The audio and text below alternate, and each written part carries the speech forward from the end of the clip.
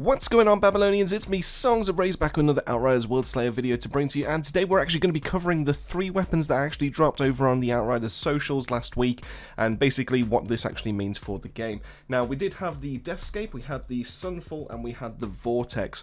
So we're going to have a look into the footage, we're going to have a look into like a quick kind of overview over their item cards, and what this means potentially for the current endgame, or the current meta game anyway, when it comes to builds in Outriders. So before we get any further, make sure you drop a like and a subscribe. It really does help the channel out, and let's get right into it. Alright, so the first one that we have is the assault rifle known as the Deathscape, and this was the first weapon that they actually dropped over on the socials. Now, this comes with the tier 3 mod of Stigmatized, where successful shots inflict toxic and a 5-second mark, and killing an enemy marked enemy causes them to explode, which is the skull explosion that you've seen from the advertisement trailer for WorldSlayer, as well as obviously the gameplay that you're seeing in the background. And this deals a flat amount of damage and obviously scales up with your level. So at level 62, this does 550,309 damage in a 10-meter radius, and applies the mark to other enemies that are within the explosion radius, and this has a 5-second cooldown. So the idea with this gun is basically to be able to apply toxic, and while that marker does exist on that enemy, as long as you're able to kill them, it then causes a certain explosion, dealing a bit of damage, then potentially marks like any kind of like number of enemies that are within that 10-meter radius to obviously get the exact same mark, and obviously you chain these shots and these kills and these marks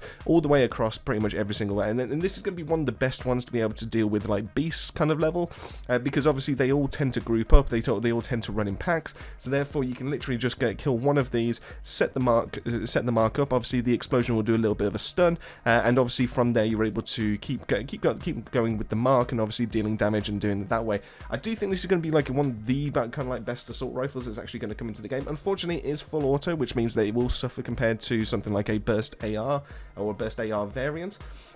The other thing to note is the fact that while this does actually scream Technomancer, it doesn't necessarily scream Blighted Rounds Technomancer, so the meta firepower Technomancer. And the reason why it doesn't scream that to me is the fact that Blighted Rounds already applies Toxic. So we're already losing part of what actually makes this gun kind of unique in that sense. But obviously, you know, you get the mark, you get the being able to trigger off multiple kind of marks and explosions and all that. So maybe it is kind of like a toxic version of Bone Shrapnel. So therefore it actually could be a viable alternative, but this is a tier 3 mod, so obviously it's kind of difficult to be able to actually get this now. What we do know is that obviously with Apocalypse gear that we are actually able to roll tier 3 mods into that Apocalypse mod, so therefore actually any kind of like burst AR that actually does roll with this would actually do really well, but obviously time will tell with the actual numbers and all that when the full game actually does drop. But I do think that the Deathscape is probably one of the best looking guns. It instantly reminds me of the Juggler, but it looks like a toxic variant, and that front end is absolutely stunning. So it's definitely one of the better guns to be able to go out and pick, and I highly recommend that you actually do go out there and start farming for one of these when WorldSlayer does actually drop.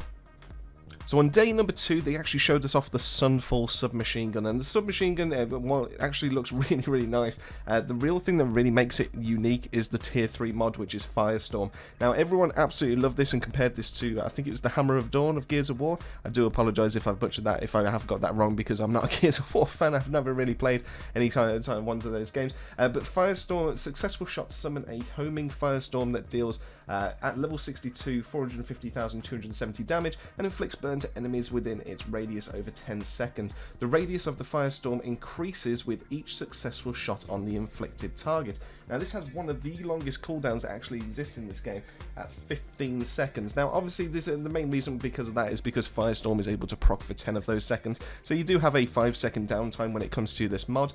But yeah, in terms of like with the actual mod itself, it's pretty insane. It's actually really good. The mod itself obviously is stunning because you actually call down like an iron cannon, you call down a Hammer of Dawn, you call down basically a massive sunbeam to be able to start obliterating all your enemies, and it does have a bit of a homing to it, so therefore it actually will trail from enemy to enemy, so it does a really good job of being able to kill trash mobs and all that. The other thing to note is that with this mod is, as far as I'm aware, it doesn't trigger like other mods when it comes to shotguns, so therefore you can't actually have more than one beam for having your gun, so therefore therefore you're not going to get any kind of benefit from that. So therefore you can actually go for something that has a little bit more longer of a range. So therefore you can go for things like LMGs, you can go for SMGs like this is already on, etc, etc.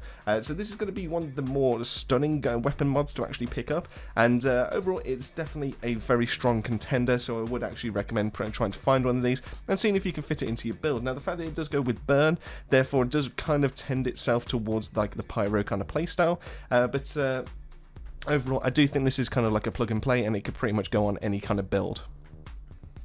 And then the last one that we actually did get footage for is the Vortex automatic sniper rifle, and this comes with the tier 3 mod of Slashing Twister. So what this does is successful shots create a tornado that lasts for 8 seconds and deals at level 62 2.4 million points of damage every 0.5 seconds, and this effect gets larger over time. Now this is at a 6-second cooldown.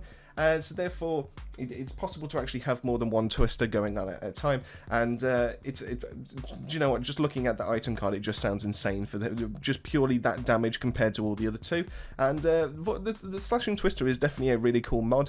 From what I understand, if you actually do land a shot with this, it will actually like carry on with the enemy. So if the enemy is shot and carries on moving, the twister will actually stick to them and actually go around. And over time, that radius does actually expand, so therefore it can actually affect a mob of enemies.